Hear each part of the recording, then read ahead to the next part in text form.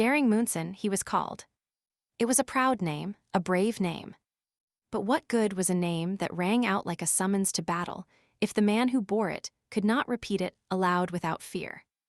Moonson had tried telling himself that a man could conquer fear if he could, but once summoned the courage to laugh at all the sins that ever were, and do as he damned well pleased. An ancient phrase that damned well. It went clear back to the Elizabethan age, and Moonson had tried picturing himself as an Elizabethan man with a ruffle at his throat and a rapier in his clasp, brawling lustily in a tavern.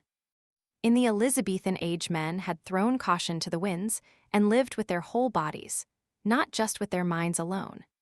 Perhaps that was why, even in the year 3689, defiant names still cropped up. Names like Independence, Forest, and Man live forever. It was not easy for a man to live up to a name like Man, live forever. But Moonson was ready to believe that it could be done. There was something in human nature which made a man abandon caution and try to live up to the claims made for him by his parents at birth. It must be bad, Moonson thought. It must be bad if I can't control the trembling of my hands, the pounding of the blood at my temples.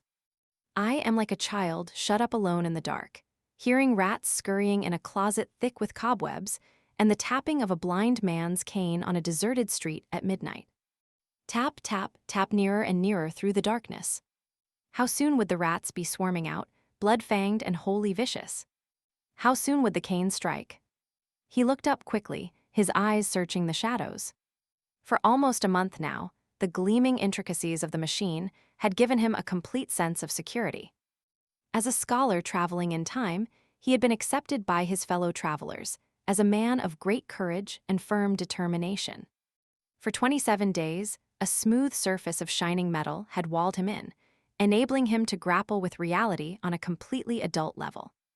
For 27 days, he had gone pridefully back through time, taking creative delight in watching the heritage of the human race unroll before him like a cineramiscope under glass. Watching a green land in the dying golden sunlight of an age lost to human memory could restore a man's strength of purpose by its serenity alone. But even an age of war and pestilence could be observed, without torment, from behind the protective shields of the time machine. Danger, accidents, catastrophe could not touch him personally. To watch death and destruction as a spectator in a traveling time observatory was like watching a cobra poised to strike from behind a pane of crystal-bright glass in a zoological garden. You got a tremendous thrill in just thinking, how dreadful if the glass should not be there. How lucky I am to be alive, with a thing so deadly and monstrous within striking distance of me. For 27 days now, he had traveled without fear. Sometimes the time observatory would pinpoint an age and hover over it, while his companions took painstaking historical notes. Sometimes it would retrace its course and circle back. A new age would come under scrutiny, and more notes would be taken. But a horrible thing that had happened to him had awakened in him a lonely nightmare of restlessness. Childhood fears he had thought buried forever had returned to plague him, and he had developed a sudden, terrible dread of the fogginess outside the moving viewplane, the way the machine itself wheeled and dipped when an ancient ruin came sweeping toward him. He had developed a fear of time. There was no escape from that time fear. The instant it came upon him, he lost all interest in historical research. 1069, 732, 2407, 1928, every date terrified him. The Black Plague in London, the Great Fire, the Spanish Armada in flames off the coast of a bleak little island that would soon mold the destiny of half the world, how meaningless it all seemed in the shadow of his fear. Had the human race really advanced so much? Time had been conquered, but no man was yet wise enough to heal himself if a stark, unreasoning fear took possession of his mind and heart, giving him no peace. Moonson lowered his eyes, saw that Rutella was watching him in the manner of a shy woman, not wishing to break in too abruptly on the thoughts of a stranger. Deep within him, he knew that he had become a stranger to his own wife, and the realization sharply increased his torment. He stared down at her head against his knee, at her beautiful back and sleek, dark hair. Violet eyes she had, not black as they seemed at first glance, but a deep, lustrous violet. He remembered suddenly that he was still a young man, with a young man's ardor surging strong in him. He bent swiftly, kissed her lips and eyes. As he did so, her arms tightened about him, until he found himself wondering what he could have done to deserve such a woman. She had never seemed more precious to him, and for an instant he could feel his fear lessening a little. But it came back and was worse than before. It was like an old pain returning at an unexpected moment, to chill a man with the sickening reminder that all joy must end. His decision to act was made quickly. The first step was the most difficult, but with a deliberate effort of will, he accomplished it to his satisfaction. His secret thoughts he buried beneath a continuous mental preoccupation with the vain and the trivial. It was important to the success of his plan that his companions should suspect nothing. The second step was less difficult. The mental block remained firm, and he succeeded in carrying on actual preparations for his departure in complete secrecy. The third step was the final one, and it took him from a large compartment to a small one, from a high-arching surface of metal to a maze of intricate control mechanisms in a space so narrow that he had to crouch to work with accuracy. Swiftly and competently, his fingers moved over instruments of science, which only a completely sane man would have known how to manipulate. It was an acid test of his sanity, and he knew as he worked that his reasoning faculties at least had suffered no impairment. Beneath his hands, the Time Observatory's controls were solid shafts of metal. But suddenly, as he worked, he found himself thinking of them as fluid abstractions, each a milestone in man's long progress from the jungle to the stars.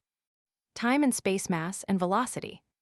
How incredible that it had taken centuries of patient technological research to master in a practical way the tremendous implications of Einstein's original postulate.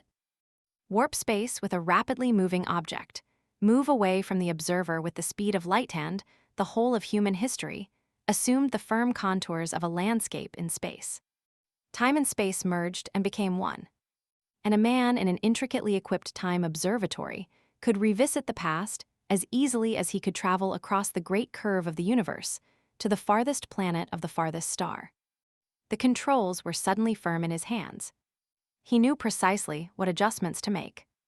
The iris of the human eye dilates and contracts with every shift of illumination, and the time observatory had an iris too. That iris could be opened without endangering his companions in the least if he took care to widen it just enough to accommodate only one sturdily built man of medium height. Sweat came out in great beads on his forehead as he worked. The light that came through the machine's iris was faint at first, the barest glimmer of white in deep darkness. But as he adjusted controls, the light grew brighter and brighter, beating in upon him until he was kneeling in a circle of radiance that dazzled his eyes and set his heart to pounding. I've lived too long with fear, he thought. I've lived like a man imprisoned, shut away from the sunlight. Now, when freedom beckons, I must act quickly or I shall be powerless to act at all. He stood erect, took a slow step forward, his eyes squeezed shut. Another step, another, and suddenly, he knew he was at the gateway to time's sure knowledge. In actual contact with the past, for his ears were now assailed by the high confusion of ancient sounds and voices. He left the time machine in a flying leap, one arm held before his face. He tried to keep his eyes covered, as the ground seemed to rise to meet him. But he lurched in an agony of unbalance, and opened his eyes to see the green surface beneath him flashing like a suddenly uncovered jewel. He remained on his feet just long enough to see his time observatory dim and vanish. Then his knees gave way, and he collapsed with a despairing cry as the fear enveloped him. There were daisies in the field where he lay, his shoulders and naked chest pressed to the earth. A gentle wind stirred the grass, and the flute-like warble of a songbird was repeated close to his ear, over and over with a tireless persistence. Abruptly he sat up and stared about him. Running parallel to the field was a winding country road, and down it came a yellow and silver vehicle on wheels, its entire upper section encased in glass, which mirrored the autumnal landscape with a startling clearness. The vehicle halted directly in front of him, and a man with ruddy cheeks and snow-white hair leaned out to wave at him. "Good morning, mister," the man shouted. "Can I give you a lift into town?" Moonson rose unsteadily, alarm and suspicion in his stare. Very cautiously, he lowered the mental barrier, and the man's thoughts impinged on his mind in bewildering confusion. He's not a farmer, that's sure. Must have been swimming in the creek, but those bathing trunks he's wearing are out of this world. Huh. I wouldn't have the nerve to parade around in trunks like that even on a public beach. Probably an exhibitionist. But why should he wear 'em out here in the woods? No blondes or redheads to knock silly out here. Huh. He might have the courtesy to answer me. Well, if he doesn't want a lift into town, it's no concern of mine. Moonson stood watching the vehicle sweep away out of sight. Obviously, he had angered the man by his silence, but he could answer only by shaking his head. He began to walk, pausing an instant in the middle of the bridge to stare down at a stream of water that rippled in the sunlight over moss-covered rocks. Tiny silver fish darted to and fro beneath a tumbling waterfall, and he felt calmed and reassured by the sight. Shoulders erect now, he walked on. It was high noon when he reached the tavern. He went inside, saw men and women dancing in a dim light, and there was a huge, rainbow-colored musical instrument by the door which startled him by its resonance. The music was wild, weird, a little terrifying. He sat down at a table near the door and searched the minds of the dancers for a clue to the meaning of what he saw. The thoughts which came to him were startlingly primitive, direct and sometimes meaningless to him. Go easy, baby.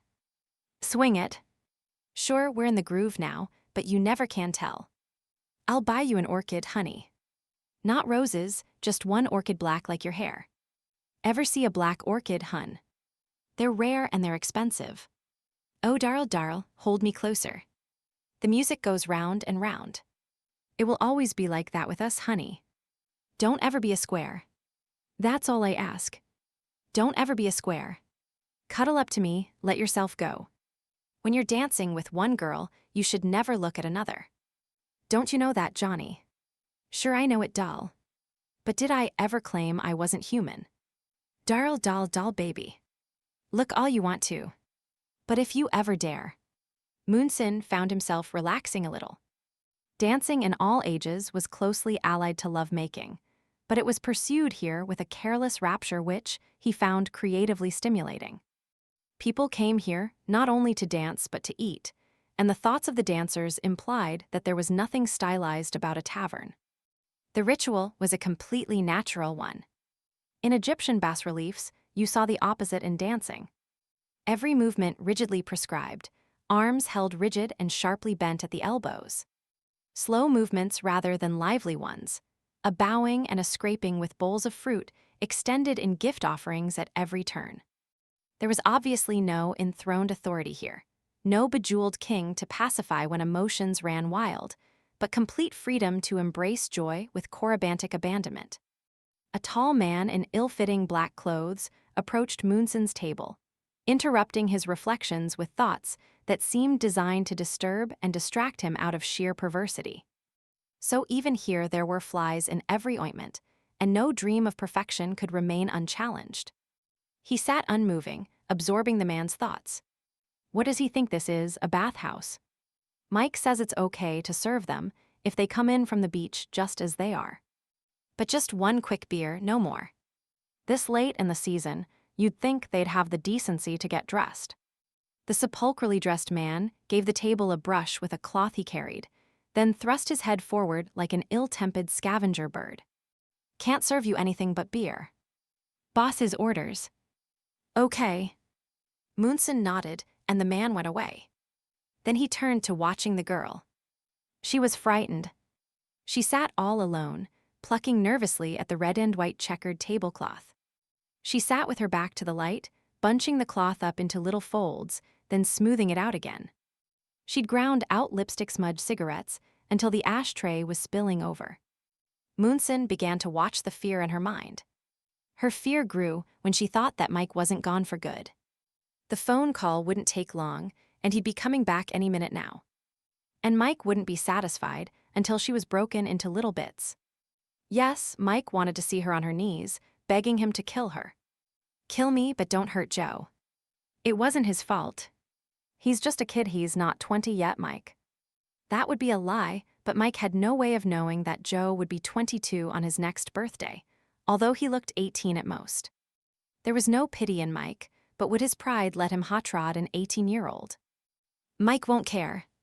Mike will kill him anyway. Joe couldn't help falling in love with me, but Mike won't care what Joe could help. Mike was never young himself, never a sweet kid like Joe.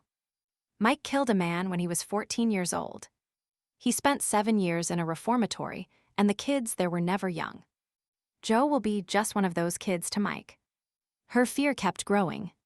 You couldn't fight men like Mike. Mike was strong in too many different ways. When you ran a tavern with an upstairs room for special customers, you had to be tough, strong. You sat in an office, and when people came to you begging for favors, you just laughed. 10 grand isn't hay, buddy. My wheels aren't rigged. If you think they are, get out. It's your funeral. It's your funeral, Mike would say, laughing until tears came into his eyes. You couldn't fight that kind of strength.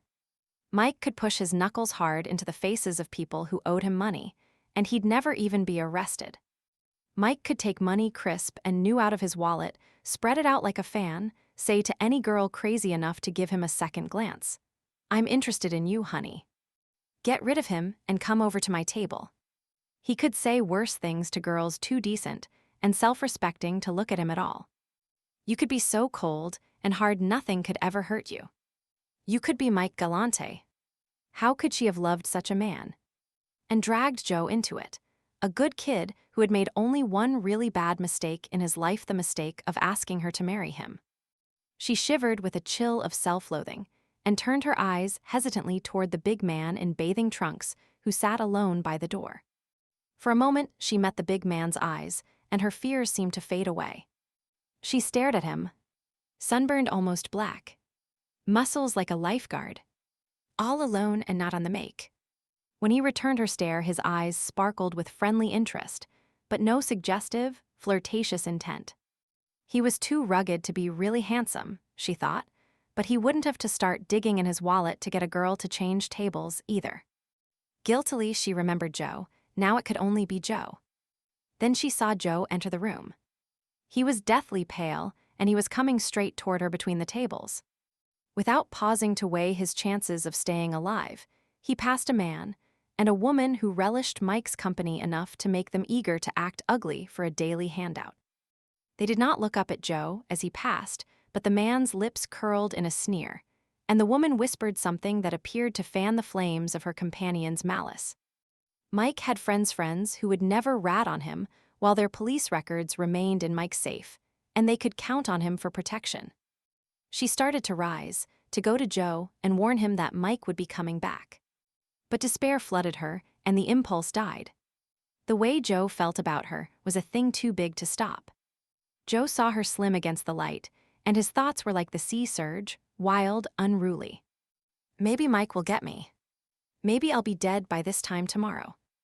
Maybe I'm crazy to love her the way I do. Her hair against the light, a tumbled mass of spun gold. Always a woman bothering me for as long as I can remember. Molly and Janice. Some were good for me, and some were bad. You see a woman on the street walking ahead of you, hips swaying, and you think, I don't even know her name, but I'd like to crush her in my arms. I guess every guy feels like that about every pretty woman he sees. Even about some that aren't so pretty. But then you get to know and like a woman, and you don't feel that way so much. You respect her, and you don't let yourself feel that way. Then something happens. You love her so much it's like the first time again, but with a whole lot added. You love her so much you'd die to make her happy. Joe was shaking when he slipped into the chair left vacant by Mike and reached out for both her hands. I'm taking you away tonight, he said. You're coming with me. Joe was scared, she knew. But he didn't want her to know. His hands were like ice, and his fear blended with her own fear as their hands met. He'll kill you, Joe. You've got to forget me, she sobbed. I'm not afraid of him. I'm stronger than you think. He won't dare come at me with a gun, not here before all these people. If he comes at me with his fists, I'll hook a solid left to his jaw that will stretch him out cold. She knew he wasn't deceiving himself. Joe didn't want to die any more than she did. The man from time had an impulse to get up, walk over to the two frightened children, and comfort them with a reassuring smile. He sat watching, feeling their fear beating in tumultuous waves into his brain. Fear in the minds of a boy and a girl, because they desperately wanted one another. He looked steadily at them, and his eyes spoke to them. Life is greater than you know. If you could travel in time, and see how great is man's courage, if you could see all of his triumphs over despair and grief and pain, you would know that there is nothing to fear. Nothing at all. Joe rose from the table, suddenly calm, quiet. "Come on," he said quietly. "We're getting out of here right now.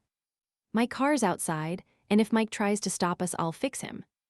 The boy and the girl walked toward the door together.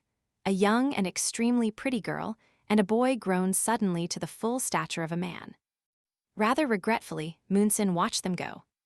As they reached the door, the girl turned and smiled, and the boy paused too, and they both smiled suddenly at the man in the bathing trunks. Then they were gone. Moonson got up as they disappeared, left the tavern. It was dark when he reached the cabin. He was dog-tired, and when he saw the seated man through the lighted window, a great longing for companionship came upon him. He forgot that he couldn't talk to the man, forgot the language difficulty completely. But before this insurmountable element occurred to him, he was inside the cabin. Once there, he saw that the problem solved itself. The man was a writer, and he had been drinking steadily for hours. So the man did all of the talking, not wanting or waiting for an answer. A youngish, handsome man he was, with graying temples and keenly observant eyes. The instant he saw Moonson, he started to talk. "Welcome, stranger," he said. "Been taking a dip in the ocean, eh? Can't say I'd enjoy it, this late in the season." Moonson was afraid at first that his silence might discourage the writer, but he did not know writers. "It's good to have someone to talk to," the writer went on. "I've been sitting here all day trying to write. I'll tell you something you may not know. You can go to the finest hotels, and you can open case after case of the finest wine, and you still can't get started sometimes." The writer's face seemed suddenly to age. Fear came into his eyes, and he raised the bottle to his lips, faced away from his guest as he drank as if ashamed of what he must do to escape despair every time he faced his fear. He was trying to write himself back into fame. His greatest moment had come years before, when his golden pen had glorified a generation of madcaps. For one deathless moment, his genius had carried him to the heights, and a white blaze of publicity had given him a halo of glory. Later had come lean and bitter years, until finally, his reputation dwindled like a gutted candle in a wintry room at midnight. He could still write, but now fear and remorse walked with him and would give him no peace. He was cruelly afraid most of the time.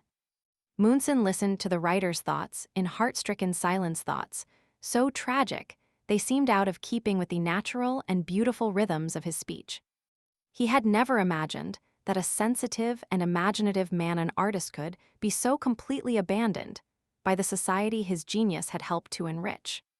Back and forth the writer paced, bearing his inmost thoughts. His wife was desperately ill, and the future looked completely black. How could he summon the strength of will to go on, let alone to write? He said fiercely, "It's all right for you to talk." He stopped, seeming to realize for the first time that the big man sitting in an easy chair by the window had made no attempt to speak. It seemed incredible, but the big man had listened in complete silence, and with such quiet assurance that his silence had taken on an eloquence that inspired absolute trust. He had always known there were a few people like that in the world, people whose sympathy and understanding you could take for granted. There was a fearlessness in such people which made them stand out from the crowd. Stone markers in a desert waste to lend assurance to a tired wayfarer by its sturdy permanence, its sun-mirroring strength. There were a few people like that in the world, but you sometimes went a lifetime without meeting one. The big man sat there smiling at him, calmly exuding the serenity of one who has seen life from its tangled, inaccessible roots outward, and testifies from experience that the entire growth is sound. The writer stopped pacing suddenly and drew himself erect. As he stared into the big man's eyes, his fears seemed to fade away. Confidence returned to him like the surge of the sea in great shining waves of creativeness. He knew suddenly that he could lose himself in his work again, could tap the bright, resonant bell of his genius until its golden voice rang out through eternity. He had another great book in him, and it would get written now. It would get written. "You've helped me," he almost shouted. "You've helped me more than you know. I can't tell you how grateful I am to you. You don't know what it means to be so paralyzed with fright that you can't write at all." The man from Time was silent, but his eyes shone curiously. The writer turned to a bookcase and removed a volume in a faded cover that had once been bright with rainbow colors. He sat down and wrote an inscription on the flyleaf. Then he rose and handed the book to his visitor with a slight bow. He was smiling now. "This was my firstborn," he said. The man from Time looked at the title first. "This Side of Paradise." Then he opened the book and read what the author had written on the flyleaf. "With warm gratefulness for a courage which brought back the sun. F. Scott Fitzgerald." Moonson bowed his thanks, turned and left the cabin. Morning found him walking across fresh meadowlands, with the dew glistening on his bare head and broad, straight shoulders. They'd never find him, he told himself hopelessly. They'd never find him, because time was too vast to pinpoint one man in such a vast waste of years. The towering crests of each age might be visible, but there could be no returning to one tiny insignificant spot in the mighty ocean of time. As he walked, his eyes searched for the field and the winding road he'd followed into town. Only yesterday this road had seemed to beckon, and he had followed, eager to explore an age so primitive that mental communication from mind to mind had not yet replaced human speech. Now he knew that the speech faculty which mankind had long outgrown would never cease to act as a barrier between himself and the men and women of this era of the past. Without it, he could not hope to find complete understanding and sympathy here. He was still alone, and soon winter would come, and the sky grow cold and empty. The time machine materialized so suddenly before him that for an instant his mind refused to accept it as more than a torturing illusion conjured up by the turbulence of his thoughts. All at once it towered in his path, bright and shining, and he moved forward over the dew-drenched grass until he was brought up short by a joy so overwhelming that it seemed to him that his heart must burst. Rutella emerged from the machine with a gay little laugh, as if his stunned expression was the most amusing in the world. "Hold still and let me kiss you, darling," her mind said to his. She stood in the dew-bright grass on tiptoe, her sleek dark hair falling to her shoulders, an extraordinarily pretty girl to be the wife of a man so tormented. "You found me," his thoughts exulted. "You came back alone and searched until you found me." She nodded, her eyes shining. So time wasn't too vast to pinpoint after all, not when two people were so securely wedded in mind and heart that their thoughts could build a bridge across time. The Bureau of Emotional Adjustment analyzed everything I told them. Your psychograph ran to 57 pages, but it was your desperate loneliness which guided me to you. She raised his hand to her lips and kissed it. "You see, darling, a compulsive fear isn't easy to conquer. No man or woman can conquer it alone. Historians tell us that, when the first passenger rocket started out for Mars, space fear took men by surprise in the same way your fear gripped you. The loneliness, the utter desolation of space, was too much for a human mind to endure." She smiled her love. "We're going back. We'll face it together, and we'll conquer it together. You won't be alone now. Darling, don't you see it's because you aren't a clod, because you're sensitive and imaginative that you experience fear. It's not anything to be ashamed of. You were simply the first man on Earth to develop a new and completely different kind of fear-time fear." Moonson put out his hand and gently touched his wife's hair. Ascending into the time observatory, a thought came unbidden into his mind. Others he saved, himself he could not save. But that wasn't true at all now. He could help himself now. He would never be alone again.